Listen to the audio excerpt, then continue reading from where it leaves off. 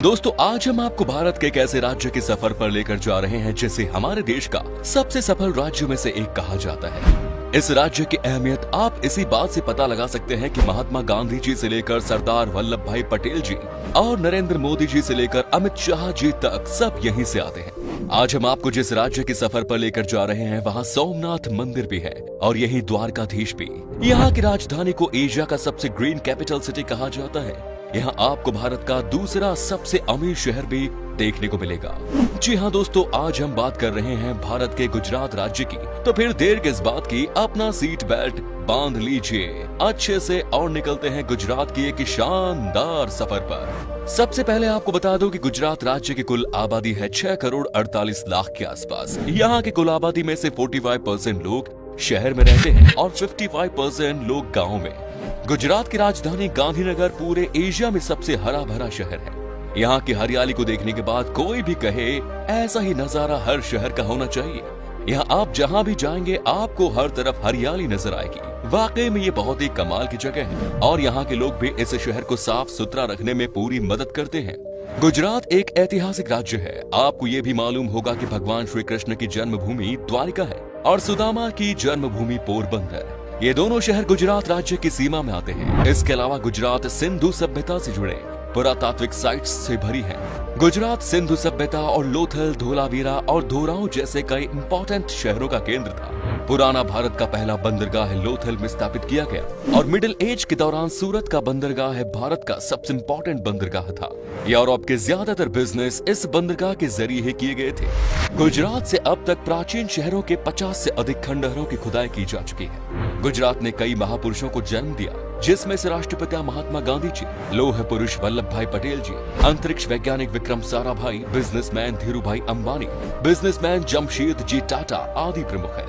देश के वर्तमान प्रधानमंत्री श्री नरेंद्र मोदी जी भी गुजरात से हैं। देश के प्रधानमंत्री पद संभालने से पहले वो गुजरात के मुख्यमंत्री थे। आज मोदी जी के तमाम चाहने वाले न सिर्फ देश में है बल्कि विदेशों में भी है। गुजरात भारत का सबसे कम बेरोजगारी वाला राज्य है। 2015 के आंकड़ों के मुताबिक सिर्फ 1.2% लोग ही बेरोजगार हैं। गुजरात बिजली क्षमता, कोयला, गैस, न्यूक्लियर, पन बिजली और अन्य सभी क्षमता की मामलों में दूसरे स्थान पर है।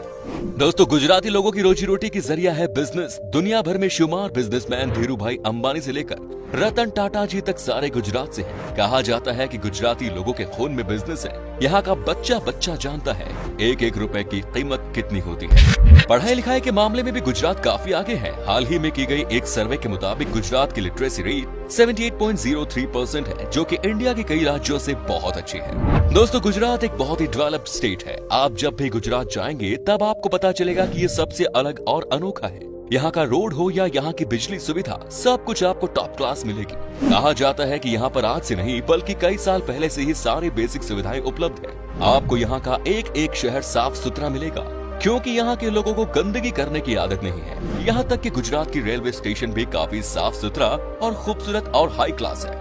इतना ही नहीं, गुजरात भारत का सबसे सुरक्षित राज्य है। यहाँ क्राइम तो ना के बराबर है। जी हाँ, यहाँ आपको रात में भी लड़कियाँ आसानी से रोड पर घूमती हुई दिख जाएंगी। सबसे अच्छी बात यह है कि गुजरात देश का पहला राज्य है जहाँ पर शराब पूरी तरह से बैन कर दिया गया है। यहाँ पर कोई भी इंसान शराब या किसी भी नशीली चीजों का सेवन नहीं कर सकता।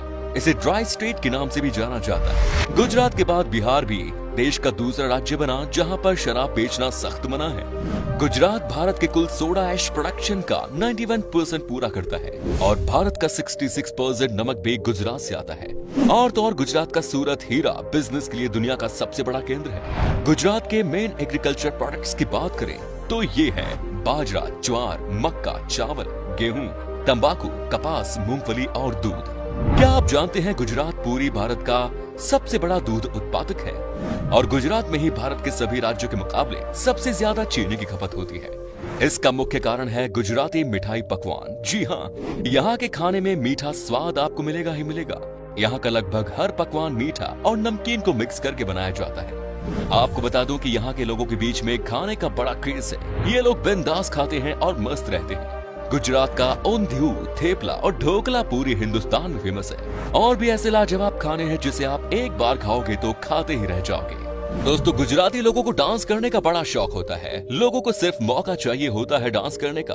गरबा और डांडिया रास गुजरात के प्रमुख ट्रेडिशनल फोक डांस है। गुजरात का मुख्य त्योहार है जन्माष्टमी, मकर संक्रांति, पतंग उत्सव, नवरात्रि। नवरात्रि में लोग जमकर डांडिया खेलते हैं।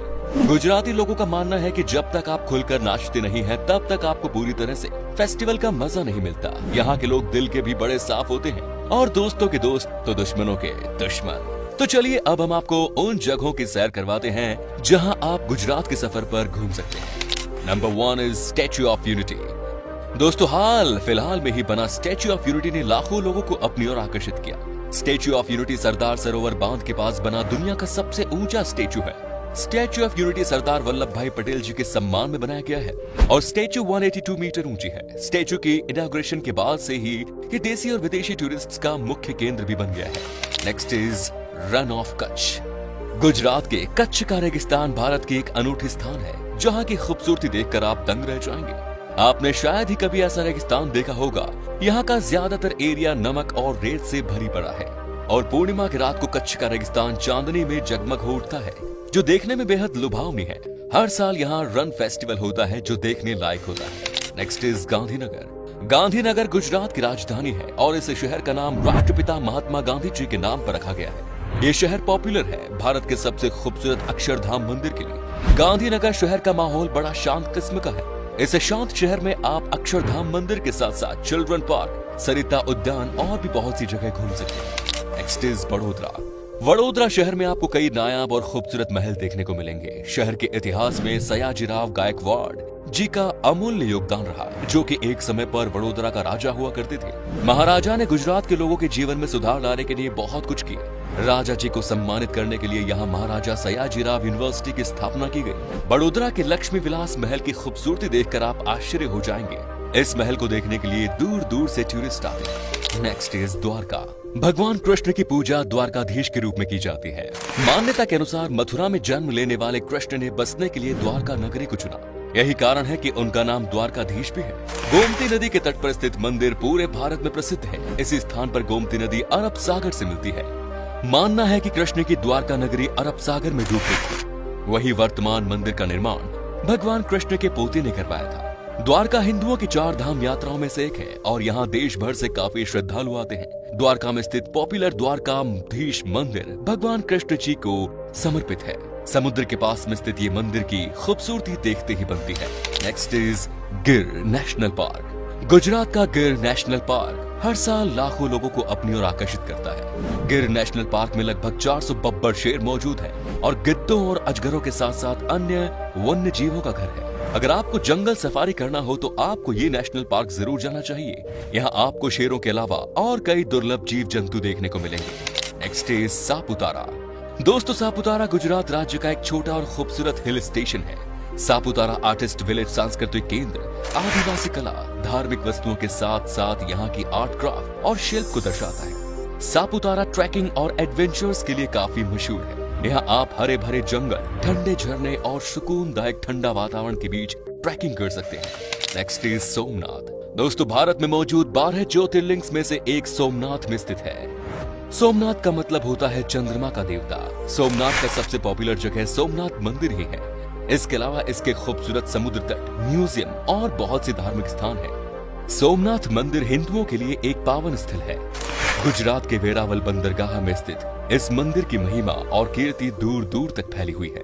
अरब यात्री अल बरूनी ने अपनी यात्रा वृत्तांत में इसका विवरण लिखा, जिससे प्रभावित होकर महमूद गजनवी ने सन 1025 में सोमनाथ मंदिर पर हमला किया, उसकी संपत्ति लूटी और उसे नष्ट कर दिया। इसके बाद गुजरात के राजा भीम और मालवा के राजा भोज ने इसका पुनर्निर्माण कराया। सन 1297 में जब दिल्ली सल्तनत ने गुजरात पर कब्जा किया तो फिर इसे गिराया गया। इस समय जो मंदिर खड़ा है उसे भारत के होम मिनिस्टर सरदार वल्लभ भाई पटेल जी ने बनवाया और दिसंबर 1995 को भारत के राष्ट्रपति शंकर दयाल शर्मा जी ने इसे राष्ट्र को समर्पित किया। Next is Ahmedabad. दोस्तों, अहमदाबाद गुजरात का एक प्रोग्रेसिव शहर है और ये शहर गुजरात का सबसे बड़ा शहर है। अहमदाबाद भरपूर संस्कृति में डूबा हुआ शहर है जो कि दुनिया भर के लोगों को अपनी ओर आकर्षित करता है। अहमदाबाद में घूमने के लिए बेस्ट जगह है साबरमती आश्रम और कंकरिया झील।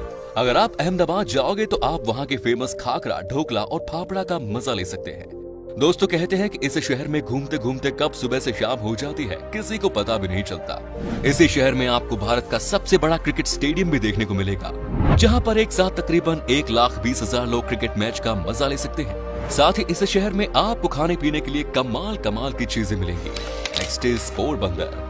दोस्तों अरब सागर के किनारे बसा गुजरात का पोरबंदर शहर महात्मा गांधी जी के जन्म स्थल है। पोरबंदर में घूमने के लिए बहुत से स्थान हैं, जैसे सुदामा मंदिर, कीर्ति मंदिर और कुछ अच्छे बीच भी, जहां जाकर आप पोरबंदर को एक्सप्लोर कर सकते हैं। गुजरात घूमने का सबसे अच्छा समय अक्टूबर से मार्च तक का है।